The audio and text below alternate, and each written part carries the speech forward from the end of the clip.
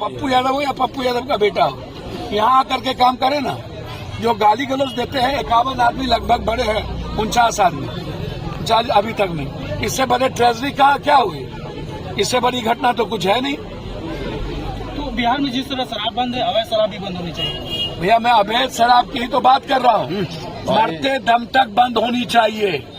सबसे पहले अवैध शराब ही बंद होनी चाहिए। और हम नीतीश जी से हाथ जोड़ के पैर पकड़ के कहते हैं, आपकी पॉलिसी गलत हो सकती है, आपके विचार गलत नहीं है, लेकिन पॉलिसी ठीक नहीं है। मैं हाथ जोड़ता हूं नीतीश जी, प्लीज प्लीज दारू जहरीली शराब को रोकिए। और सभी नेताओं से कहता हूं कि राजनीति मत करिए। और नीतीश जी एक आग्रह है, तमिलनाडु के तट पर इस कानून को सबसे पहले लाइए। जो शराब बेचते हैं उसको किसी कीमत पर आजीवन कारावास हो। और साथ साथ सरकार खुद शराब को शुरू करे, किसी के हाथ में ना दे। और वो भी 5 स्टार, 3 स्टार, 4 स्टार, 2 स्टार पर। और ब्लॉक और जिला में 1 ठो, ये आग्रह। ठीक है सर। ये मुसाहिर कौन है, इसको क्या पता, इनकी लाइफ क्या है। इसीलिए हमने इनको 10-10 हजार रुपया मदद की, ताकि ये गरीब आदमी को काम धंधा नहीं मिलता है, ये अपना दुकान कर ले, सब्जी का, अंडा का।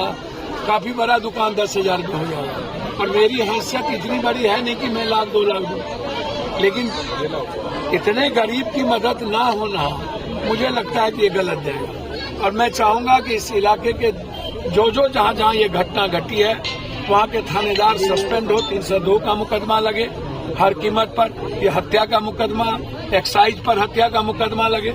एक्साइज को पैसा जाता है, इसको सस्पेंड करके नहीं छोड़ा जा सकता। और इसको डिस्चार्ज करना चाहिए, इसकी नौकरी खत्म होनी चाहिए हर कीमत पर। और जो लोग शराब बिचवा रहे हैं उसको आजीवन कानून बने कि आजीवन कारावास का गुनाहगार हो, अन्य स्टेट की तरह। तमिलनाडु जो लोग शराब में पकड़ाते हैं बनाते हुए, उसको आजीवन कारावास है, टिल, उसको टिल सजा होनी चाहिए। ये मेरा डिमांड है। परिजनों से बात हुई, परिजनों ने क्या? परिजन का कहना है यहाँ तो शराब हर जगह बिकता है। हमने कहा कैसे लिए, कहा लिए, बोला तो सभी जगह बिकल है, हम क्या करी, तो मैं क्या कही। तो बाहर से शराब आता है और उसके बाद यहाँ पर लोग बेचते हैं। यही तो स्थिति है। तो इसमें जो लोग फालतू बात करते हैं, नेता लोग, दल के लोग, एक दूसरे पर आरोप प्रत्यारोप, ये जो त्रिशूल लेकर के निकलो यहाँ है ना, ये जो गाली गलौज कर रहे हैं, मुसलमान ऐसा मांस फेंक देता है, वहाँ पाकिस्तान में हिंदू की लड़की को उठा लेता है, ऐसे लोगों को नीतीश बाबू बैंड करिए ना। सुप्रीम कोर्ट का ऑर्डर है, जेल में बंद करिए। हम ऐसे लोगों को एक कदम नहीं निकलने देंगे जो किसी जाति को गाली दे और जो किसी धर्म मजहब के नाम पर नफरत पैदा करे। आप जाति को कैसे गाली दे दीजिएगा भाई।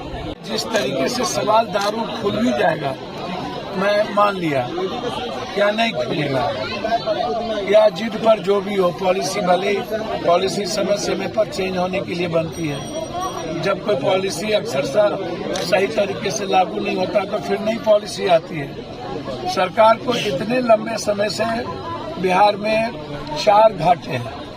पहला घाटा है कि सरकार की रेवेन्यू, दूसरा घाटा है कि लगातार लोग मर रहे हैं, तीसरा घाटा है कि सब लोग महंगे दाम पर शराब ले रहे हैं, चौथा घाटा है कि शराब का पैसा माफिया नेता और पदाधिकारी के घर जा रहा है, पांचवा घाटा है कि जब देश भर में शराब चलता है तो हमारा सारा पैसा दूसरे स्टेट में जा रहा है, हमारे स्टेट को नहीं लग रहा।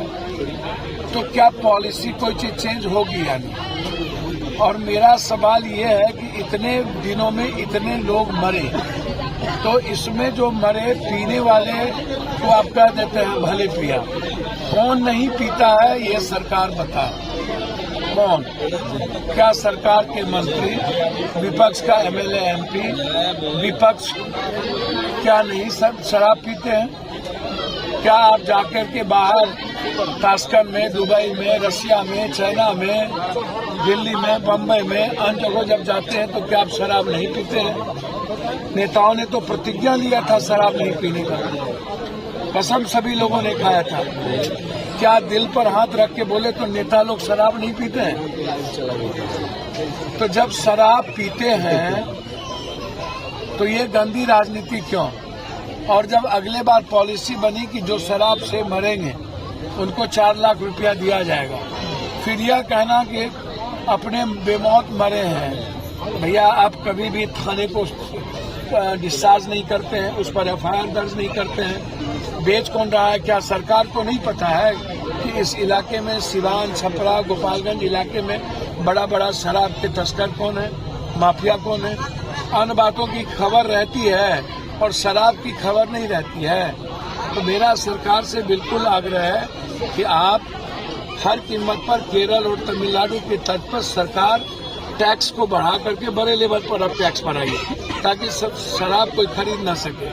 और किसी भी कीमत पर 30 साल 35 साल के नीचे के यूथ को आप दुकान पर शराब नहीं दीजिए किसी भी कीमत पर। और शराब कोशिश करिए कि शराब होटल में जो 5 स्टार 3 स्टार 4 स्टार होटल है और जिले में प्रखंड वाइज आप एक कर दीजिए। मेरा जो आग्रह है, जो मैं देश को समझता हूँ, जब सभी जगह लीकर बन रहा है और सभी जगह लीकर चल रहा है, एक ही देश में आप अच्छा काम है ये, शराब नहीं पीना चाहिए। मैं कामों को गलत नहीं मानता हूँ, सही काम है कि शराब नहीं पीना चाहिए, लेकिन किसी भी चीजों को आप ब्रेक करते हैं तो नया रास्ता लेता है। बांध दिए तो बाढ़ आता है, बांध नहीं रहती, हर कंट्री में बांध नहीं है तो बाढ़ नहीं आती है। जब आप कोई रास्ता रोकिएगा तो नया रास्ता अख्तियार करता है। और अंतिम सवाल मेरा पूरे नेताओं से जो बकबक ज्यादा करते हैं कि हम शराब खोल देंगे, रेवेन्यू यहाँ से आ जाएगा, ऐसा करेंगे। हम पहले जानना चाहते हैं कि जहरीली शराब के लिए पॉलिसी क्या होगी। हमें पूरे बिहार का नेता बताए कि जहरीली शराब क्या शराब खुलने के बाद नहीं बिकेगा? क्या इसके पहले नहीं बिकता था? क्या जब शराब की रेवेन्यू इतनी हो गई थी तब क्या जहरीली शराब पी करके लोग नहीं मरते थे? तो ये शराब का सवाल नहीं है, ये सवाल है जहरीली शराब का।